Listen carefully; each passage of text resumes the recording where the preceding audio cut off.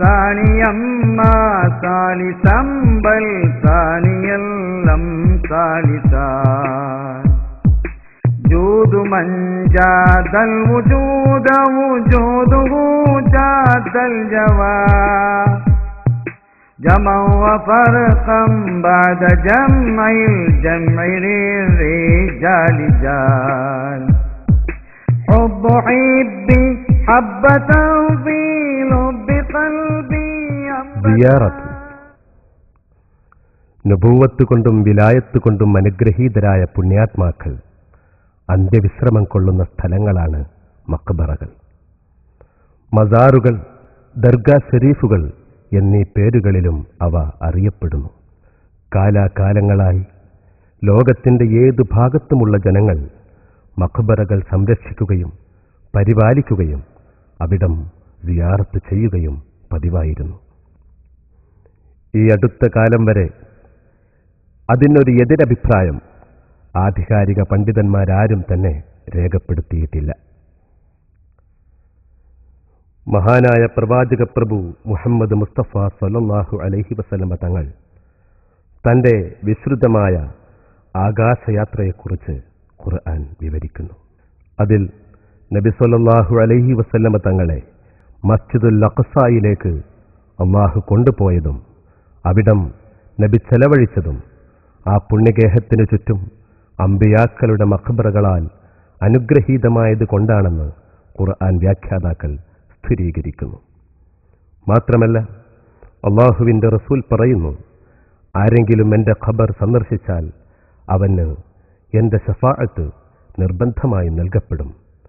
വീണ്ടും നബി പറയുന്നു, ആരെങ്കിലും ഹജ്ജ് നിർവഹിക്കുകയും എന്നെ സന്ദർശിക്കാതെ തിരിച്ചു പോകുകയും ചെയ്താൽ അവൻ എന്നെ ധിക്കരിച്ചു. ഇതുപോലെ എത്രയെത്ര ദിവ്യസൂക്തങ്ങൾ നമുക്ക് വിവരിക്കാൻ കഴിയും. നബി സ്വല്ലല്ലാഹു അലൈഹി വസല്ലമ പറഞ്ഞു, ഞാൻ ഖബർ സിയാറത്തിനെ വിലക്കിയിരുന്നു. എന്നാൽ ഇനി നിങ്ങൾ സിയാറത്ത് നടത്തിക്കൊള്ളുക. അത് നിങ്ങളെ ഐഹിക പരിത്യാഗികളാക്കുകയും പരലോക ചിന്ത നിങ്ങൾക്ക് നൽകുകയും ചെയ്യും. ഏതായാലും പുണ്യമുള്ള ഒരു കർമ്മമായി ലോക മുസ്ലിങ്ങൾ ഖബർ സിയാറത്തിനെ കരുതിപ്പോരുന്നു. ഏർവാടിയുടെ സ്ഥലപുരാണം. മഹാനായ സുൽത്താൻ ഷഹീദ് ഇബ്രാഹിം ബാദുഷാ റളിയല്ലാഹു അൻഹു ഷഹീദായ ശേഷം ബാദുഷായുമായുണ്ടായ യുദ്ധത്തിൽ മുറിവേറ്റ പാണ്ഡ്യരാജനും തൊട്ടടുത്ത ദിവസം തന്നെ മരണപ്പെട്ടു. രാജാവിൻ്റെ മകൻ കോലാഹല പാണ്ഡ്യനും ബാദുഷായുടെ ദത്തുപുത്രൻ ഇസാഹക്ക് എന്നവരും ഒരു ഒത്തുതീർപ്പിലെത്തി. ഏർവാടിയുടെ 12 1 ഭാഗം ഇസ്ഹാഖ് എന്നവർ കൈവശം വെച്ച് 11 ഭാഗം കോലാഹല പാണ്ഡ്യന് വിട്ടുകൊടുത്തു. കാലങ്ങൾക്ക് ശേഷം ബാദുഷായുടെ 11ാം പൗത്രൻ നല്ല ഇബ്രാഹിം ബാദുഷയാണ് ഏർവാടി ദർഗയുടെ പരിപാലനം ഏറ്റെടുത്തത്. രാമനാഥപുരത്തിനടുത്തുള്ള കിളിയൂരിലെ വൈഗൈ പുഴയോരത്തുനിന്ന് ഇബ്രാഹിം ബാദുഷായുടെ സ്വപ്ന നിർദ്ദേശം കേട്ട് ഏർവാടിയിലെത്തിയ നല്ല ഇബ്രാഹിം ബാദുഷ മഹാനായ സുൽത്താൻ ഇബ്രാഹിം ബാദുഷായുടെ ദർഗ പരിപാലനത്തിൽ മുഴുകി.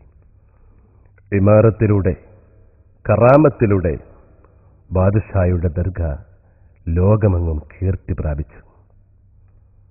അക്കാലത്ത് രാമനാഥപുരം രാജാവിന് സന്താനഭാഗ്യമില്ലാത്തതിനാൽ അദ്ദേഹം ദർഗയിൽ വന്ന് പ്രാർത്ഥിച്ചു.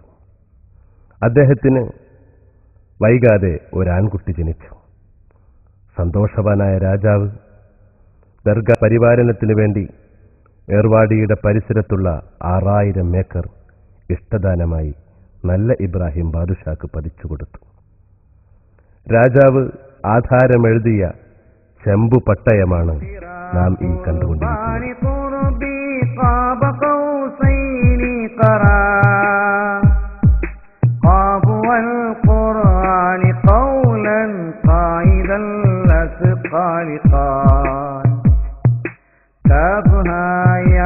عين صاد قد كفى لمن قفا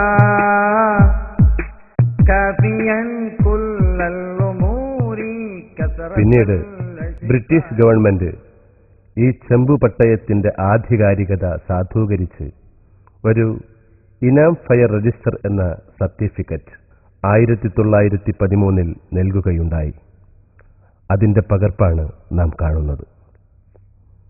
1952 ഇന്ത്യൻ സ്വാതന്ത്ര്യത്തിനു ശേഷം മദ്രാസ് ഗവൺമെന്റ് പങ്കാളിയായ ഒരു കേസിൽ ഈ ദർഗ ഉൾപ്പെട്ട 6000 ഏക്കർ ഭൂമി നല്ല ഇബ്രാഹിം ബാദുഷായുടെ പരമ്പരകൾക്ക് മാത്രം അവകാശപ്പെട്ടതാണെന്ന് വിധിയുണ്ടായി. ആ വിധിയുടെ പകർപ്പാണ് ഇത്.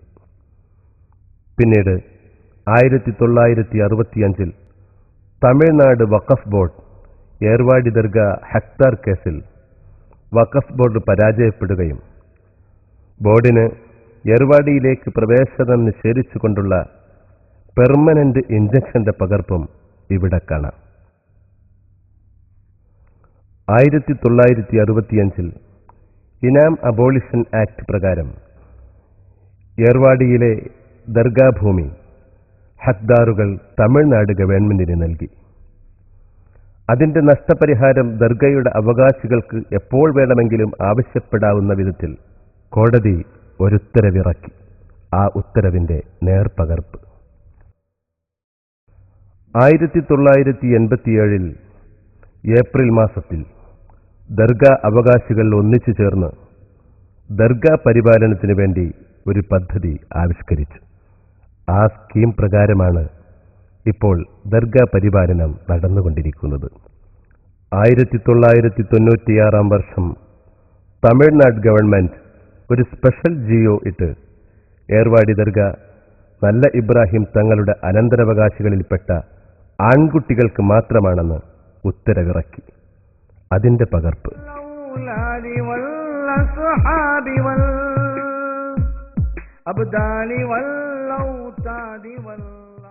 ഏർവാടി ദർഗാ ഷരീഫ് കെട്ടിടം